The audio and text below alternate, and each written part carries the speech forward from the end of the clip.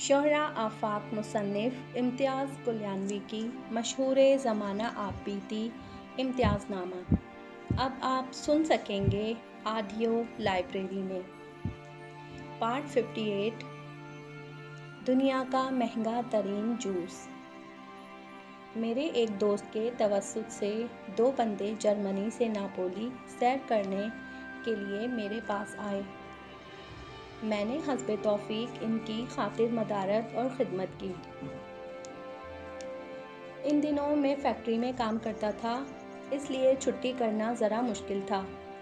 ہفتہ اتوار تو انہیں ساتھ لے کر گھومتا رہا۔ پیر کو میں کام پر چلا گیا اور انہوں نے ناپولی کی سیر کا پروگرام بنا لیا۔ رات کو وہ جب ناپولی کی سیر کا پروگرام بنا رہے تھے تب میں نے انہیں کہا کہ سیر کے دوران آنکھیں کھلی رکھیے گا۔ ناپولی میں چور اور ٹھگ بہت زیادہ ہوتے ہیں۔ ان دونوں نے میری اس بات کو ہوا میں اڑاتے ہوئے مسکرا کر کہا، جناب، ہم سالوں سے یورپ میں رہ رہے ہیں اور ہم نے گھاٹ گھاٹ کا پانی پیا ہے، آپ ہماری فکر نہ کریں۔ شام کو جب میں کام سے واپس آیا تو دونوں حضرات اداسی کی تصویر بنے کمرے میں بیٹھے ہوئے تھے۔ میں نے اداسی کی وجہ پوچھی تو کہنے لگے، جناب ایک بات تو بتائیں۔ میں نے کہا، پوچھیں۔ پھر جوس کے 2 ڈبے میرے سامنے رکھتے ہوئے کہنے لگے، بھلا ان جوس کے ڈبوں کی قیمت کیا ہوگی؟ میں نے کہا، یہ 1 ملے میں 4 مل جاتے ہیں۔ اس سے پہلے وہ کچھ بولتے، ماموں ضخیم مسکرا کر بولے، امتیاز، تمہارے یہ دوست جوس کے 2 ڈبے 300 ملی لیرہ میں خرید کر لائے ہیں۔ میں حیرت سے بولا، یہ کیسے ممکن ہے؟ تفصیل پوچھنے پر انہوں نے گردن جھکا کر شرمندہ سی آواز میں بتایا، آج دن کو جب وہ ناپولی کی سیر کر رہے تھے تو انہیں ایک چور ملا جو نوکیا کا مہنگا ترین فون سیٹ سستے میں فروخت کر رہا تھا۔ مارکیٹ میں فون کی قیمت 400 ملی لیرہ تھی، مگر چور آدھی قیمت پر فروخت کر رہا تھا۔ ان دونوں عقل مند حضرات نے بھاؤ تاؤ کر کے 150 ملی لیرہ کے حساب سے 2 فون خرید لیے۔ فون خریدنے سے پہلے انہوں نے اپنے ہاتھ میں لے کر اچھی طرح فون کو چیک کیا تھا۔ فون واقعی اصلی تھے۔ چور نے انہیں بتایا، یہ فون چوری کا ہے اور ان حضرات کے ساتھ چوری کی۔ یہ ساری بات چیت چلتے چلتے ہو رہی تھی۔ انہیں چیک کروانے کے بعد چور نے ان سے فون واپس لیا اور ڈبے میں بند کر کے دونوں ڈبے انہیں دے کر 300 ملی لیرہ لیے اور غائب ہو گئے۔ پولیس کے ڈر سے یہ دونوں بھی وہاں سے کھسک لیے۔ پھر بس میں بیٹھنے کے بعد انہوں نے ڈبے کھول کر دیکھے تو ہر ڈبے کے اندر فون کی جگہ جوس کا ایک ڈبہ پڑا ہوا تھا۔ میں تو خاموش رہا اور انہیں مزید ملامت کرنا مناسب نہ سمجھا، مگر وہ خود ہی اپنے آپ کو برا بھلا کہنے لگے اور رات ہونے والی گفتگو بھی دہرانے لگے کہ امتیاز بھائی، آپ نے ہمیں خبردار بھی کیا تھا مگر ہم نے آپ کی ایک نہ سنی۔ میں نے مسکرا کر کہا، چلیں آپ کو ایک فائدہ بھی تو ہو گیا۔ وہ دونوں حیرت سے میری طرف دیکھ کر پوچھنے لگے کہ جناب ذرا وضاحت کریں، اتنی رقم گنوا کر اور بیوقوف بن کر ہمیں کون سا فائدہ ہوا؟ میں نے اپنی بات جاری رکھتے ہوئے کہا، آپ دونوں کو یہ اعزاز بھی تو حاصل ہوا ہے کہ دنیا کا مہنگا ترین جوس کا ڈبہ آخر آپ لوگوں نے ہی خریدا ہے۔ میں کل Guinness book of world record والوں سے رابطہ کر کے انہیں بھی بتاتا ہوں تاکہ آپ لوگ امر ہو جائیں۔ میری یہ بات سن کر باقی لوگ تو مسکرانے لگے، مگر جرمنی سے آنے والے احباب جنہوں نے گھاٹ گھاٹ کا پانی پیا تھا خاصے شرمندہ ہونے لگے۔ پارٹ 59 اشکیا۔ ناپولی، جسے ساری دنیا نیپلز کے نام سے جانتی ہے، ایک قدیم اور خوبصورت شہر ہے۔ مجھے ناپولی کے نوا میں تقریباً 11 ماہ رہنے کا اتفاق ہوا۔ ناپولی کے قریب 2 بڑے خوبصورت جزیرے ہیں جو ساری دنیا میں مشہور ہیں۔ ایک جزیرے کا نام کیپری اور دوسرے کا نام اشکیا ہے۔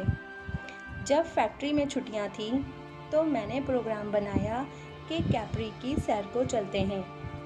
گھر میں موجود سب ساتھیوں سے اس سلسلے میں بات چیت کی تو کسی نے بھی کوئی دلچسپی ظاہر نہیں کی۔ مجبوراً میں نے اعلان کیا کہ کل صبح میں اکیلا ہی سیر کرنے جاؤں گا۔ ناپولی کے ارد گرد بے شمار مشہور جگہیں ہیں جنہیں دیکھنے کا مجھے بہت زیادہ شوق تھا۔ ان میں سے ایک تو مشہور اور تاریخی شہر پومپئی ہے اور دوسرا روم اور ناپولی کے درمیان ایک بیچ جس کا نام فارمیا ہے۔ یہ بیچ ساری دنیا میں بہت مشہور ہے اور خوبصورت بھی بہت ہے۔ مجھے یہاں آئے ہوئے 6 ماہ ہو چکے تھے اور اب تک میں نے صرف فارمیا کی سیر ہی کی تھی۔ دراصل میرے ساتھ مقیم دوستوں کو سیر سپاٹے کا کوئی شوق نہیں تھا، بلکہ اکثر مجھے بھی منع کرتے تھے کہ وہاں جا کر تم نے کیا دیکھنا ہے، سارے علاقے تو ایک جیسے ہی ہوتے ہیں۔ اب میں انہیں کیا بتاتا کہ قدیم تاریخی علاقہ اپنی آنکھوں سے دیکھنے کا مطلب کیا ہے۔ اگلے دن جب صبح میں سیر پر جانے کے لیے نکلنے لگا تو بابر بھی میرے ساتھ سیر پر جانے کے لیے تیار ہو گیا۔ بابر فرانس میں مقیم تھا مگر اس کے پاس کاغذات اٹلی کے تھے اور وہ یہاں کاغذات کی تجدید کے سلسلے میں ہی آیا ہوا تھا۔ ہم صبح گھر سے نکلے اور تقریباً 1 گھنٹے میں اس جگہ پہنچ گئے جہاں سے بحری جہاز کے ذریعے کیپری جانا تھا۔ معلومات لینے پر پتہ چلا کہ پہلا جہاز تو 15 منٹ پہلے نکل چکا ہے اور دوسرا جہاز 2 گھنٹے بعد روانہ ہوگا، جبکہ اشکیا جانے والا جہاز روانگی کے لیے تیار ہے۔ میرا ارادہ تو یہی تھا کہ 2 گھنٹے انتظار کر لیتے ہیں، مگر بابر کہنے لگا، امتیاز بھائی اشکیا ہی دیکھ آتے ہیں، کیپری کا چکر پھر کبھی لگا لیں گے۔ بابر کی بات مانتے ہوئے میں نے اشکیا جزیرہ جانے کے لیے 2 ٹکٹ لے لیے۔ ٹکٹ لے کر ہم دونوں بحری جہاز پر سوار ہو گئے۔ میں بہت زیادہ پرجوش تھا کیونکہ یہ میری زندگی کا پہلا بحری سفر تھا۔ اس بحری جہاز نے 1 گھنٹہ 30 منٹ میں ہمیں اشکیا پہنچانا تھا۔ ہم دونوں جہاز میں ادھر ادھر گھومنے لگے تاکہ اپنی پسند کی جگہ پر بیٹھ سکیں۔ جہاز کافی بڑا اور صاف ستھرا تھا۔ کافی دیر گھومنے پھرنے کے بعد بالآخر ہم نے جہاز کے عرصے پر بیٹھنے کا فیصلہ کیا۔ عرصے پر بہت خوبصورت بینچ لگے ہوئے تھے جہاں بیٹھ کر ہم باہر کا نظارہ زیادہ بہتر انداز میں کر سکتے تھے۔ جہاز میں 1000 کے قریب لوگ سوار تھے۔ جہاز تقریباً 10 منٹ کی تاخیر سے روانہ ہوا۔ جوں ہی جہاز کھلے سمندر میں آیا تو میں اپنی آنکھوں کے سامنے کا منظر دیکھ کر مبہوت رہ گیا۔ ناپولی کا ساحل بڑا ہی خوبصورت اور دل فریب نظر آ رہا تھا۔ جہاز ساحل سے زیادہ دور سفر نہیں کر رہا تھا، اس لیے رستے میں بڑی بڑی خوبصورت جگہیں دیکھنے کو ملی۔ اونچے پہاڑوں کی چوٹیوں پر بنے چرچ بنے ہوئے تھے۔ کئی پہاڑوں کی چوٹیوں پر خوبصورت مکانات بھی بنے ہوئے تھے۔ واقعی وہ مناظر دیکھنے کے لائق تھے۔ ہم نے کئی خوبصورت مناظر کو اپنے کیمرے کی آنکھ میں قید بھی کیا۔ میری زندگی کا پہلا بحری سفر ہی اتنا خوبصورت تھا کہ اسے لفظوں میں بیان کرنا مشکل ہے۔ تاخیر سے چلنے کے باوجود جہاز نے ہمیں مقررہ وقت پر اشکیا کے ساحل پر پہنچا دیا۔ گو کہ ساحل چھوٹا سا تھا مگر تھا بہت ہی خوبصورت۔ صبح کا وقت ہونے کے باوجود رش کا یہ عالم تھا کہ ساحل پر تل دھرنے کی جگہ نہ تھی۔ ساحل کے زیادہ تر حصے پر مختلف ہوٹل والوں نے قبضہ جما رکھا تھا۔ بابر تو سمندر میں نہانے لگا، جبکہ میں پتلون کے پائنچے اوپر کر کے گیلی ریت پر آہستہ آہستہ چلنے لگا۔ یہاں پر میں نے کئی اٹالین جوڑوں کے ساتھ 2-3 سال کے افریقن بچے دیکھے۔ اٹالین عورتیں بالکل سگے بچوں کی طرح ان کے ناز اٹھا رہی تھیں۔ اس بات کا امکان تو نہ ہونے کے برابر تھا کہ یہ ان کے اپنے بچے ہیں۔ بعد میں معلومات حاصل کرنے پر پتہ چلا کہ اکثر اٹالین جوڑے افریقہ کے غربت زدہ علاقوں سے یہ بچے خرید لاتے ہیں۔ اس طرح انہیں 2 فائدے ہوتے ہیں۔ ایک تو بے اولاد جوڑوں کو اولاد میسر آ جاتی ہے، دوسرا یہ کہ ان بچوں کو عیسائی بنا کر عیسائیت کی خدمت کرتے ہیں، کیونکہ اٹلی لائے جانے والے ایسے 90% بچوں کے والدین مسلمان ہوتے ہیں۔ اشکیا کا ساحلی علاقہ دیکھنے کے لائق تھا، انتہائی صاف ستھرا اور نہایت خوبصورت۔ میں اس وقت تک چلتا رہا جب تک تھکن کے آثار نمودار نہیں ہوئے۔ اٹلی میں ساحل سمندر پر ہر جگہ نہانے کے لیے فوارے لگے ہوئے تھے، جو عموماً مفت میں یہ سہولت مہیا کرتے ہیں۔ مگر اشکیا میں نہانے کے لیے جو فوارے لگے ہوئے تھے، ان میں سکہ ڈالنا پڑتا تھا، تب کام کرتے تھے۔ ساحل سمندر کی سیر کے بعد ہم نے اشکیا کے علاقے کی بھی جی بھر کے سیر کی۔ یہاں پر قدیم بڑے خوبصورت مکانات بنے ہوئے تھے۔ ہم نے یہاں تمام ہوٹل چھان مارے، مگر کہیں بھی ہمیں حلال کھانا دستیاب نہ ہوا۔ مجبوراً ہم نے چپس اور جوس پر ہی گزارا کیا۔ کھانا ہم نے واپس ناپولی آ کر کھایا۔ وہ 10 پلاسٹک کی بوتلیں جن کے اندر میں نے اپنا فون نمبر لکھ کر سمندر کے بیچ میں پھینکی تھی، ان کی داستان تو آپ لوگ یقیناً میری افسانوی کتاب میں پڑھ ہی چکے ہوں گے۔ جب ہم گھوم پھر کر کافی تھک گئے تو واپسی کا ارادہ کیا۔ بحری جہاز میں واپسی کا سفر اور منظر بھی اتنا ہی دل فریب اور مسحور کن تھا جتنا کہ جاتے ہوئے۔ رات گئے۔ جب ہم تھکن سے چور رہائش گاہ پر پہنچے تو سب نے مذاق اڑایا۔ کیا ضرورت تھی اتنی تکلیف اٹھانے کی؟ اس سے بہتر تھا کہ گھر میں مزے سے آرام کرتے۔ اب میں انہیں کیا بتاتا کہ مالک نے چند منظر صرف آوارہ گردوں کے لیے ہی رکھے ہوئے ہیں، جو لوگ اس کی بنائی ہوئی خوبصورت دنیا کا نظارہ کرنے کے لیے گھروں سے باہر نکلتے ہیں۔ کچھ ہواؤں کو میرے رب نے صرف ان کے جسموں کو چھونے کے لیے بھیجا ہوتا ہے جو اللہ کی ثنا کاری کو اپنی آنکھوں سے دیکھنا چاہتے ہیں۔ ہر روز بستر سے اٹھ کر باتھ روم جانے والے لوگوں کے لیے یہ بات سمجھنا خاصا مشکل ہے کہ خالق کائنات نے چند خوبصورت نظارے اور کچھ مسحور کن فضائیں صرف ان لوگوں کے لیے مخصوص کی ہیں جو گھروں سے نکل کر ان تک پہنچنے کی تکلیف اٹھاتے ہیں۔ اس لیے میں ان کی بات انسنی کر کے خاموشی سے مسکرا رہا تھا، کیونکہ ایسے سوال کے جواب میں خاموشی بہتر ہے۔ پارٹ 60 فرسٹ سیکریٹری کے برابر عورت۔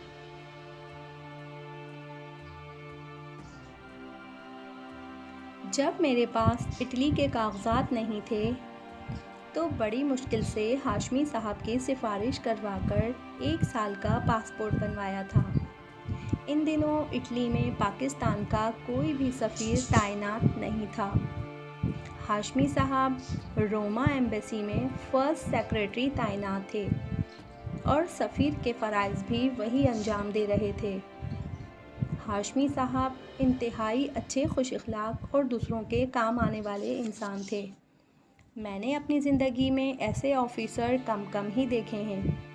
جب مجھے اٹلی کے کاغذات مل گئے تو میں نے یہی پروگرام بنایا کہ اب 1 سال کے پاسپورٹ کو بھی مہر لگوا کر 5 سال تک کے لیے کارآمد بنا لیا جائے۔ میں روم ایمبیسی پہنچا اور کاؤنٹر پر بیٹھے ہوئے شخص کو اپنا مدعا بتایا۔ اس نے بجائے میرا مسئلہ حل کرنے کے مجھ سے 3-4 قسم کے اور کاغذات مانگ لیے، جو اس وقت یقیناً میرے پاس نہیں تھے۔ مجبوراً مجھے اس بار بھی ہاشمی صاحب کو زحمت دینا پڑی۔ انہوں نے مجھے اپنے آفس میں کھلے دل سے خوش آمدید کہا، انتہائی عزت و احترام سے بٹھایا، چائے بسکٹ سے خاطر تواضع کی۔ جب میں نے انہیں اپنا مسئلہ بتایا تو وہ مسکرا کر بولے، جناب ابھی آپ کا پاسپورٹ ریونیو ہو جاتا ہے، آپ بالکل فکر نہ کریں۔ پھر انہوں نے فوراً چپڑاسی کو بلایا اور پاسپورٹ اس کے حوالے کر دیا۔ 5 منٹ بعد ہی چپڑاسی نے واپس آ کر رسید میرے حوالے کر دی اور کہا کہ پاسپورٹ آپ 1 گھنٹے کے بعد کاؤنٹر سے لے لیجیے گا۔ میں ہاشمی صاحب کا شکریہ ادا کر کے ان کے آفس سے باہر آ گیا، ادھر ادھر گھوم کر وقت گزارا اور پھر دوبارہ اسی ہال میں آ گیا جہاں سے میں نے پاسپورٹ حاصل کرنا تھا۔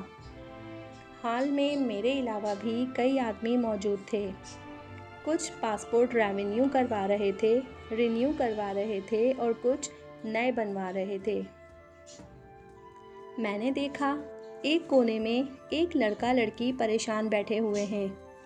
میں نے قریب جا کر ان سے پریشانی کی وجہ پوچھی تو وہ لڑکا کہنے لگا، جناب ہم نے پاسپورٹ رینیو کرانا تھا مگر ہمیں پہنچنے میں تھوڑی سی دیر ہو گئی، اب کاؤنٹر پر بیٹھا کلرک میرے کاغذات جمع نہیں کر رہا۔ میرے ذہن میں نہ جانے کیا خیال آیا کہ میں نے اس لڑکے سے کہا، تم پاسپورٹ اور کاغذات دے کر اپنی بیوی کو کاؤنٹر پر بھیجو، شاید کام بن جائے۔ دونوں میاں بیوی فوراً میری بات کے تہ تک پہنچ گئے۔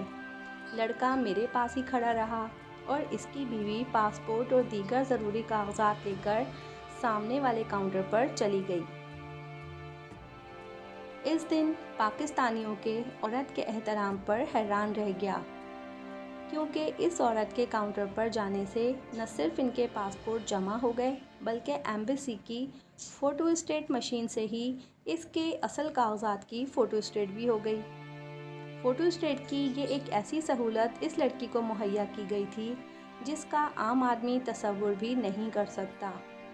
اکثر صرف کاغذات کی فوٹو اسٹیٹ کروانے کے لیے میلوں دور جانا پڑتا تھا، کیونکہ ایمبیسی آفس کے قریب کہیں بھی یہ سہولت میسر نہ تھی۔ دونوں میاں بیوی نے میرا بے حد شکریہ ادا کیا اور اس دن میری معلومات میں یہ بھی اضافہ ہوا کہ پاکستانی دفاتر میں ایک خوبصورت لڑکی کی ویلیو کم از کم فرسٹ سیکرٹری جتنی تو ہے۔ پارٹ 61 اپنے آپ سے شرمندگی۔ زندگی میں کچھ ایسے واقعات بھی پیش آتے ہیں جن میں بظاہر آپ کا قصور تو نہیں ہوتا، مگر جب بھی آپ ان واقعات کے متعلق سوچتے ہیں تو ایک شرمندگی سی محسوس کرتے ہیں۔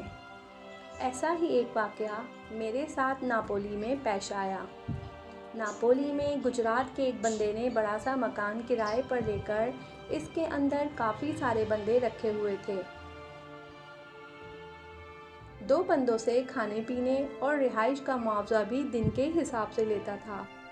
وہ سنگ دل اس قدر مشہور تھا کہ جس بندے کے پاس رقم نہ ہو اس کا سامان اٹھا کر باہر پھینک دیتا تھا۔ میں خود تو کبھی اس بندے کے ڈیرے پر گیا نہیں، مگر اس کے ڈیرے پر رہنے والے جہلم کے 3 لڑکے اکثر ہمارے ڈیرے پر آیا کرتے تھے۔ وہ بیچارے نئے نئے اٹلی آئے تھے اور اٹلی کے کاغذات نہ ہونے کی وجہ سے پریشان تھے۔ اکثر لوگ اس شخص کے ظلم کی داستانیں سناتے تھے۔ جہلم کے لڑکے بھی اس کے رویے کی وجہ سے پریشان تھے، مگر جان پہچان اور کاغذات نہ ہونے کی وجہ سے کسی دوسری جگہ منتقل بھی نہیں ہو سکتے تھے۔ ایک دن سہ پہر کے قریب وہ تینوں ہمارے ڈیرے پر آئے۔ اس دن گھر پر میں اکیلا ہی تھا۔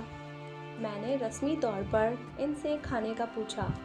انہوں نے مجھے کوئی جواب نہ دیا کیونکہ وہ کھانے کا وقت نہیں تھا، اس لیے میں نے اصرار نہ کیا اور چائے بنا کر ان کے لیے لے آیا۔ چائے کے ساتھ میں نے پلیٹ بھر کر بسکٹ ان کے سامنے رکھے۔ اس وقت میری حیرت کی انتہا نہ رہی جب وہ تینوں ندیدوں کی طرح بسکٹ کی پلیٹ پر ٹوٹ پڑے اور دیکھتے ہی دیکھتے پوری پلیٹ خالی کر دی۔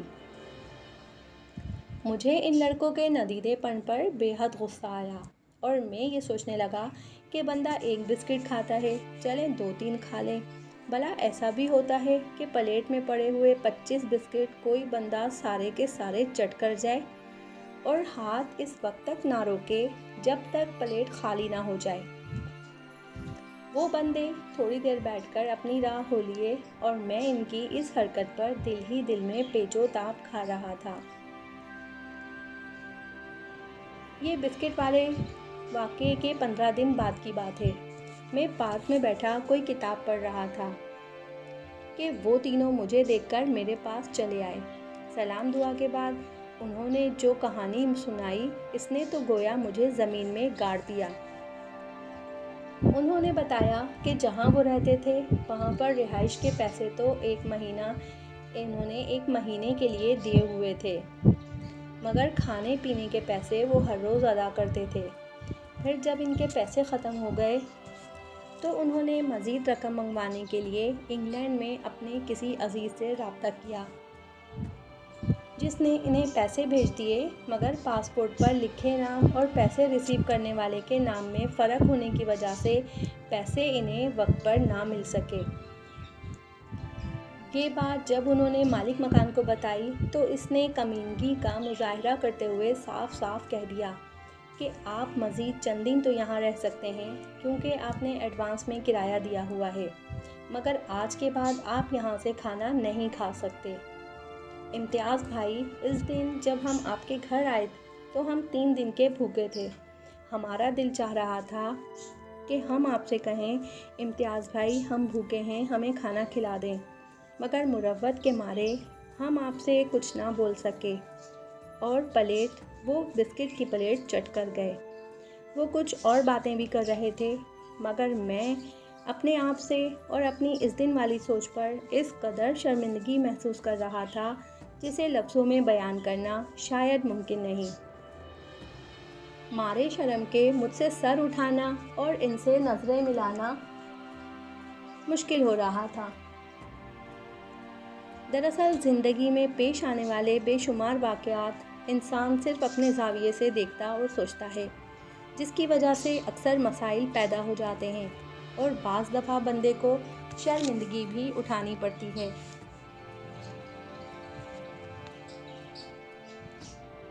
پارٹ 62 پراسرار خطوط۔ ہمارے بچپن میں دور دراز رہنے والے پیاروں کی خیریت جاننے کا ایک ہی ذریعہ تھا اور وہ تھا خط۔ خط لکھنا بھی ایک بڑی مہارت کا کام تھا۔ خط لکھنے کے لیے محض پڑھا لکھا ہونا کافی نہیں تھا، خط کے اسلوب اور انداز تحریر سے خط لکھنے والے کی شخصیت کی پوری عکاسی ہوتی تھی۔ اردو زبان میں خطوط لکھنے کا رواج خاصا قدیم ہے۔ ذاتی طور پر مجھے خط لکھنا بہت اچھا لگتا تھا اور میں بڑے اہتمام سے اپنے چاہنے والوں کو خطوط لکھا کرتا تھا۔ خط لکھنے کے لیے میں نے کبھی بھی سفید سادہ صفحات استعمال نہیں کیے، ہمیشہ خوبصورت لیٹر پیڈ اور اسی رنگ کا لفافہ خرید کر لاتا۔ خط لکھنے کے لیے میں اپنا پورا ادبی شعور اور شعری ذوق استعمال کرتا، جس کی وجہ سے دوستوں کو میرے خطوط بہت پسند آتے تھے اور اکثر تو انہیں سنبھال کر رکھ لیتے۔ ایک بار میں نے سعودیہ سے صوفی محمد فاضل صاحب کی طرف سے ان کے کسی عزیز کی وفات پر تعزیت نامہ لکھ کر بھیجا۔ صوفی صاحب صاحب علم اور صاحب بصیرت انسان تھے۔ میرے لکھے ہوئے تعزیت نامے کے اسلوب نے انہیں خاصا متاثر کیا اور فاتحہ خوانی کے لیے آنے والے بہت سے لوگوں کو انہوں نے میرا خط لکھا ہوا پڑھ کر بھی سنایا۔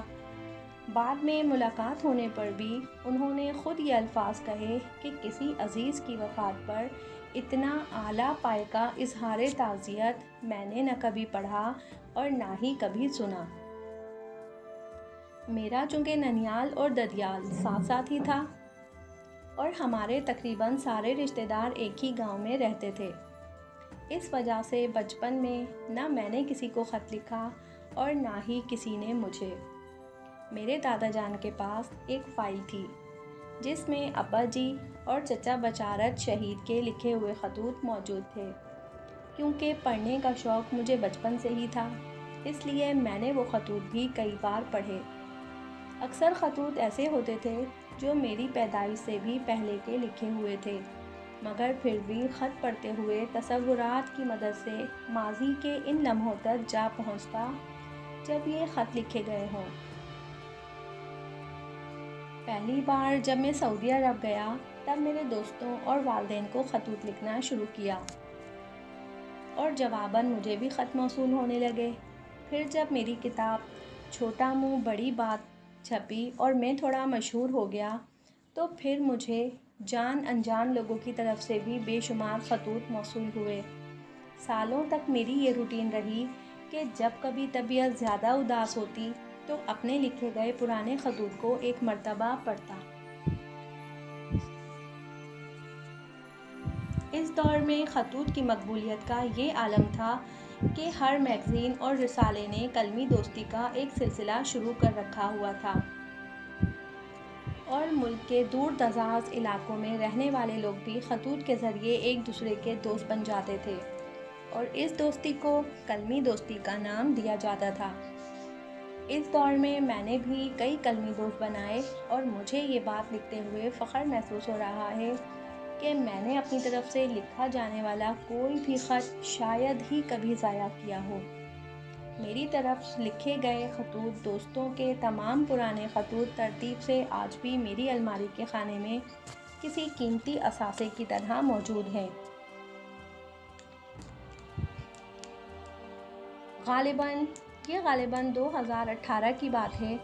گورنمنٹ گرلز ہائی اسکول گلیانہ کے ساتھ ملحقہ اپنے قطع زمین پر ہم نے کوئی تعمیراتی کام کرنے کا پروگرام بنایا۔ ایک دن مزدور بنیادوں کی کھدائی کر رہے تھے اور میں پاس ہی کھڑا تھا۔ اتنے میں ایک مزدور بھاگتا ہوا میرے پاس آیا اور خوشی اور جوش کی ملی جلی کیفیت میں مجھے بتانے لگا کہ امتیاز بھائی دیکھیں زمین کے نیچے سے خزانہ نکلا ہے۔ میں دلچسپی کے ساتھ مزدور کے پیچھے پیچھے چل پڑا۔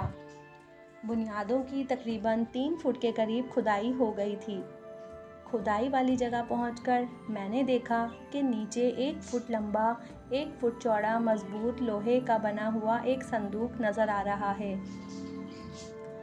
میں نے مزدوروں سے کہا، اس صندوق کو احتیاط سے باہر نکالو۔ جب صندوق کو باہر نکال کر اس پر پڑی مٹی کو صاف کیا گیا تو سب کو کسی خزانے کے آثار صاف نظر آنے لگے، کیونکہ صندوق کے اوپر بنے ہوئے نقش و نگار یہ ظاہر کر رہے تھے کہ کسی دور میں یہ صندوق انتہائی خوبصورت اور قیمتی بھی ہوگا، مگر سالوں تک زمین میں دبا رہنے کی وجہ سے اس کی حالت خاصی خستہ ہو چکی تھی۔ مزدور بے تابی اور دلچسپی چھپانے کی ناکام کوشش کرتے ہوئے مجھ سے پوچھنے لگے، سر جی، اگر اس میں سے سونا اور ہیرے جواہرات نکلے تو آپ کیا کریں گے؟ میں نے فراخ دلی کا مظاہرہ کرتے ہوئے کہا، جو کچھ بھی صندوق سے نکلے گا آپ سب پر برابر تقسیم کیا جائے گا۔ میری یہ بات سن کر وہ سارے بہت زیادہ خوش ہو گئے اور میرے کہنے پر فوراً صندوق پر لگے تالے کو آہنی ضرب سے توڑ دیا۔ تالا توڑنے کے بعد صندوق کھولا تو صندوق کے اندر سے ایک پلاسٹک کا تھیلا نکلا، جس کے اندر ایک اور بڑا تھیلا حفاظت اور احتیاط سے رکھا گیا تھا۔ صاف لگ رہا تھا کہ صندوق کے اندر کوئی انتہائی قیمتی چیز کسی نے بہت سلیقے سے محفوظ کی تھی۔ 2-3 تھیلے کھولنے کے بعد آخر میں صندوق کے اندر سے جو نکلا، اسے دیکھ کر مزدوروں کے منہ تو افسوس اور مایوسی سے لٹک گئے، مگر میری دلچسپی مزید بڑھ گئی، کیونکہ صندوق کے اندر سے برآمد ہونے والی شے نہ تو ہیرے جواہرات تھے اور نہ ہی سونے کی اشرفیاں، بلکہ وہ تو چند خطوط تھے۔ میں نے وہ خطوط احتیاط سے کھولے اور پھر انہیں ہاتھ میں لے کر پڑھنا شروع کر دیا۔ وہ خطوط حقیقت میں دو ناکام عاشقوں کے محبت نامے تھے جو انہوں نے ایک دوسرے کو لکھے تھے، اور اب تو یہ اللہ ہی جانتا تھا کہ وہ دو مختلف بندوں کو لکھے گئے خطوط ایک ہی صندوق میں اکٹھے کیسے ہو گئے تھے۔ شاید کسی آخری ملاقات میں دونوں نے مل کر یہ فیصلہ کیا تھا کہ وہ دونوں اگر خود ایک نہیں ہو سکتے تو کم از کم ایک دوسرے کی محبت میں لکھے گئے خطوط کو ضائع کرنے کے بجائے انہیں اکٹھا کر کے سپرد خاک کر دیتے ہیں۔ خدا جانے یہ وجہ تھی یا کوئی اور وجہ، بہرحال ایک بات ضرور تھی کہ ان خطوط نے میرے تجسس کو بہت زیادہ ہوا دے دی تھی۔ ہر خط کے نیچے لکھنے والے کا نام لکھا ہوا تھا، اور مزے کی بات یہ تھی کہ یہ سارے محبت نامے میری پیدائش سے بھی پہلے کی تاریخ میں لکھے گئے تھے۔ تمام خطوط پڑھنے کے بعد مجھے لڑکی کے دو بھائیوں اور والد کا نام بھی معلوم ہو چکا تھا، اور لڑکے کے والد اور چچا کا نام بھی معلوم ہو گیا تھا۔ تھوڑی سی غور و فکر اور تحقیق کے بعد میں دونوں محبت کرنے والوں کو پہچان چکا تھا۔ لڑکے کا تعلق محلہ لوہدرا سے تھا، جبکہ لڑکی کا تعلق محلہ بگرال سے تھا۔ یہ محبت نامے لکھنے والے دونوں ماشاءاللہ صاحب حیات تھے اور پوتے پوتیوں والے تھے۔ ان دونوں کی پہچان ہونے کے بعد میرے ذہن میں یہ سوالات پیدا ہوئے کہ ان خطوط کا کیا کروں۔ پہلا خیال تو یہی آیا کہ ان خطوط کو دو حصے کر کے ان دونوں کے حوالے کر دوں۔ کافی سوچ بچار کے بعد میں نے یہ ارادہ ترک کر دیا، اور کئی دہائیوں پہلے دفن ہونے والی چنگاری کو اب ہوا نہ ہی دوں تو بہتر ہے۔ دوسرا خیال میرے ذہن میں یہ آیا کہ جہاں میں نے اپنے خطوط محفوظ کر رکھے ہیں، ان کے ساتھ ہی ان خطوط کو بھی رکھ دوں۔ پھر ساتھ یہ بھی خیال آیا کہ ہو سکتا ہے میرے علاوہ یہ خطوط کسی اور بندے کے ہاتھ لگ جائیں، اور وہ بندہ میرے جتنا اعلیٰ ظرف نہ ہو تو کئی خاندان بدنام ہو جائیں گے۔ تیسرا خیال میرے ذہن میں یہ آیا کہ ان کو ضائع کر دیتا ہوں۔ پھر میں نے سوچا اگر خطوط لکھنے والوں نے خود اپنے ہاتھوں سے انہیں ضائع نہیں کیا تو مجھے کیا حق پہنچتا ہے کہ ان خطوط کو ضائع کر دوں۔ پھر میں نے کیا کیا، یہ آپ لوگوں کے سوچنے کا کام ہے۔ آپ امتیاز نامہ پڑھتے ہوئے اتنا تو مجھے جان گئے ہوں گے کہ میں نے ان خطوط کے ساتھ کیا کیا ہوگا۔ اگر آپ اس کتاب کو ڈاؤن لوڈ کرنا چاہتے ہیں تو ڈسکرپشن میں دیے گئے لنک کی مدد سے اس کتاب کو ڈاؤن لوڈ کر سکتے ہیں۔ شکریہ۔